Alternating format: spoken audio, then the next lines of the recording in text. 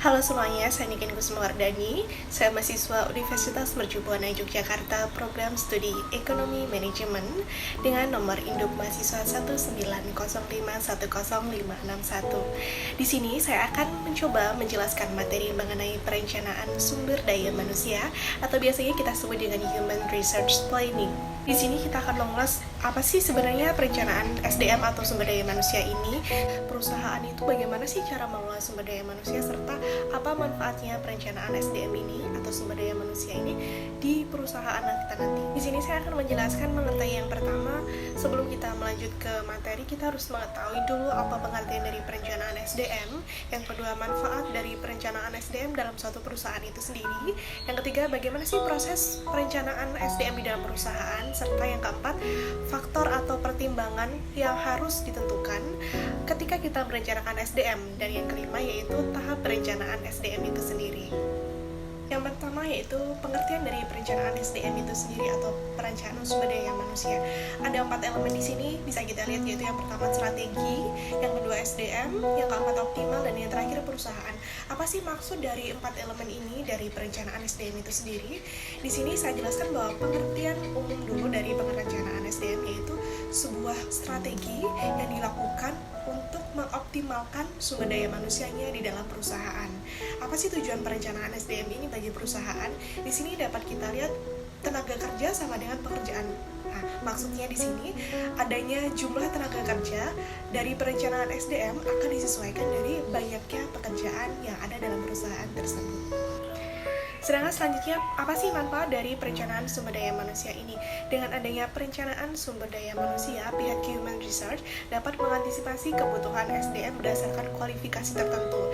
Yang kedua, Human Resource dapat lebih proaktif atau lebih aktif dalam meng-hire sumber daya manusia yang berkualitas.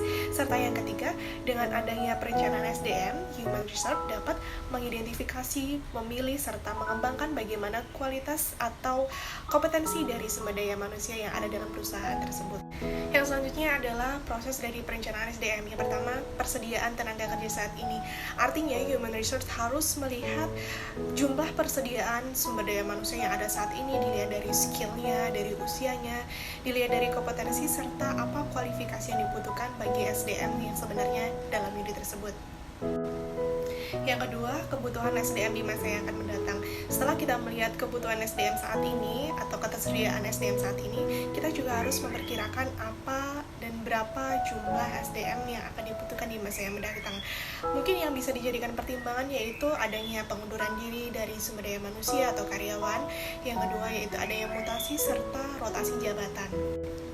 Selanjutnya yang ketiga yaitu perkiraan permintaan SDM. Artinya pihak Human Resource harus menentukan berapa perkiraan jumlah yang akan ditentukan untuk merekrut SDM jika disesuaikan dengan kebutuhan yang akan datang.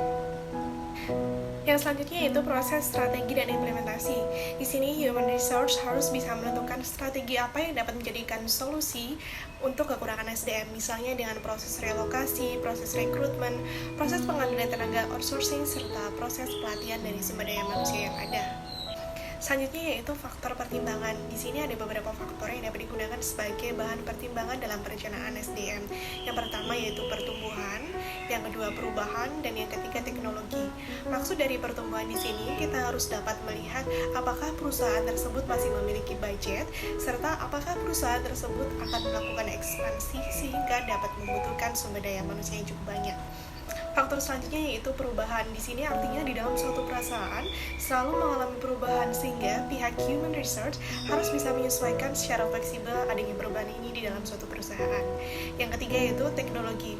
Human Resource harus dapat memahami bahwa teknologi dapat mendukung operasional perusahaan sehingga perlu diadakan beberapa pelatihan yang dapat mendukung kinerja dari SDM itu sendiri.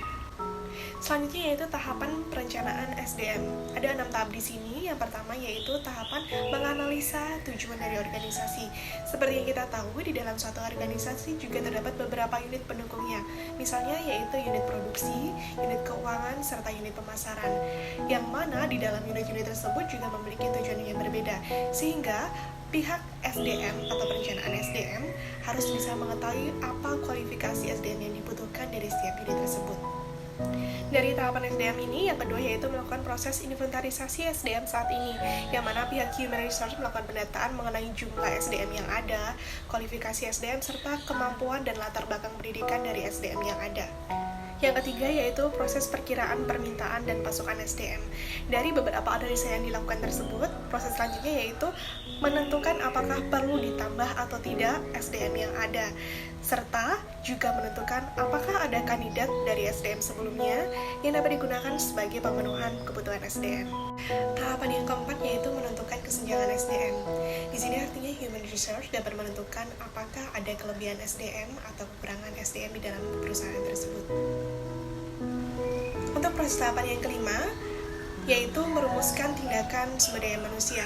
Hal ini akan berkaitan dengan proses tahapan keempat tentang kesenjangan SDM, yang mana jika terjadi kelebihan SDM di dalam perusahaan tersebut, maka perusahaan harus menentukan atau pemutusan hubungan kerja dari pihak karyawan atau biasanya kita sebut dengan PHK. Namun, apabila terjadi kekurangan dari SDM, maka pihak Human Resource harus melakukan proses rekrutmen untuk SDM-nya. Yang terakhir yaitu proses tahapan pemantauan, pengendalian, dan pemberian umpan balik. Di sini, perencanaan SDM harus diamati atau dipantau sehingga dapat mengetahui kelemahan-kelemahan yang ada untuk diambil tindakan selanjutnya. Dari perencanaan SDM ini, kita dapat mengetahui betapa pentingnya perencanaan SDM dalam suatu perusahaan. Semoga dapat bermanfaat bagi